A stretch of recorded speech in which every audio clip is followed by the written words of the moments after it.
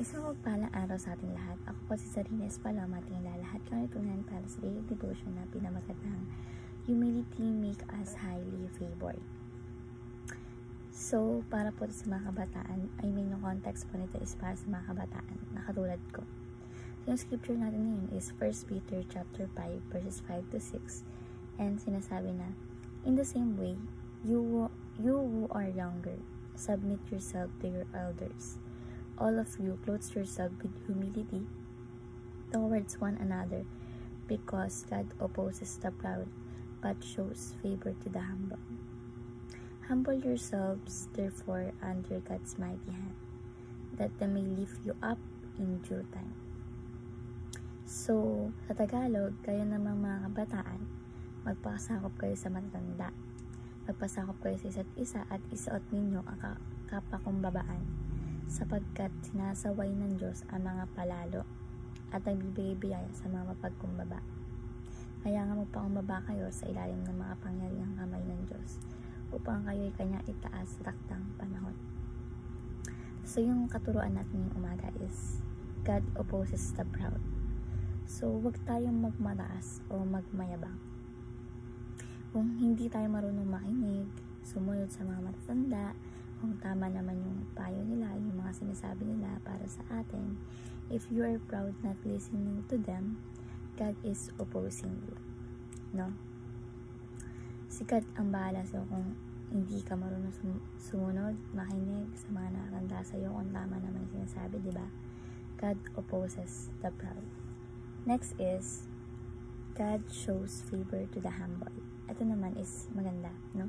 Kung ikaw ang taong mayabang, hindi nakikinig sa mga tamang payo na nasa paligid mo, kalaban mo ang Diyos. Pero, kung ikaw ay humble at marunong magpakumbaba, marunong kang sumunod, makinig sa mga payo na nakakatanda sa'yo, also ng parents mo, this time, kakampi mo naman si God. Pero kung hindi ka marunong talaga sumunod, at mayabang ka, hambog ka, kalaban mo na ang Panginoong Jesus. So, God shows favor to the humble. Next is, God exalts the humble in due time. Itataas ka ng Diyos kung ikaw ay mapagkumbaba. No? Pero, ang nagpapakataas ay ibinababa natin Panginoon. May kasabihan niya, diba? Ang lahat na nagpapakababa ay itinataas at lahat ng nagmamataas is ibinababa. So, God will lift you up kung tayo ay mababa ang loob, no? At teachable tayo and marunong makinig, sumunod sa mga payo, ng mga sa iglesia, ng mga disciples, ang mga core, no? Yung mga leaders ng church, pati namin sa ating mga parents. God exalts the humble in due time. So, bilang application, number 1, clothe yourself with humility. So, damitan po natin yung ating sarili ng pagpapakumbaba. Humility, no? Hindi pagmamayabang yung damit na isusuot natin, kundi pagpapakumbaba, no? At, ayun nga, hindi pagmamayabang at ang idadamit natin is pagpapakumbaba. At sa pagpapakumbaba na yon ay mas lalo tayong itataas ng ating Panginoong Jesus. So, clothe yourself with humility, no? Hindi yung pagmamayabang. Next is chase after the favor of God.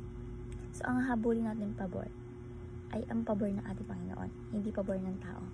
Minsan kasi sa buhay natin, kapag may kailangan tayo, na kailangan talaga, or gusto natin, is humihingi tayo ng pabor sa tao. Like, favor, ganyan, diba? Madalas sa buhay natin yung ganyan. Humihingi tayo ng pabor sa tao. Which is no. Ang dapat nating hahabulin is yung pabor ni God, no? At papaboran lang tayo natin Panginoon Diyos kung tayo ay humble at hindi mayabang. So, kung tayo naman ay nagyayabang, God opposes the proud. God opposes to you, no? So, chase after the favor of God. And lastly is commit yourself under God's mighty hand. I-commit natin yung sarili natin sa kamay ng ating Panginoong Jesucristo, no? Magiging humble tayo sa mga nakatanda, sa mga parents natin. Maging humble tayo. Huwag tayong maging mayabang. Huwag tayong maging piling mataas na kapantay natin ng ating Panginoon. So, huwag pong ganun, no? At talagang italaga natin yung sarili natin sa ilalim ng kamay ng ating Panginoong Jesucristo. At hayaan natin si God yung magtaas sa atin, no? Magbigay sa atin ng katagumpayan in the end. So, commit yourself under God's mighty hand. Huwag tayong maging hambog. Lagi tayong magpakumbaba, no? Kasi as a Christian tayo, di ba? So, magpakumbaba tayo imbes na magmataas tayo, di ba? At lalo tayong itataas ng ating Panginoon at bibigyan tayo ng katagumpayan in the end. So, commit yourself under God's mighty hand. So, ayun lamang po yung natutunan sa daily devotion. Naway may natutunan kayo, ma-share sa iba at syempre ma-apply sa ating mga buhay. So, ayun lamang po. Thank you po sa pakikinig at God bless po sa ating lahat.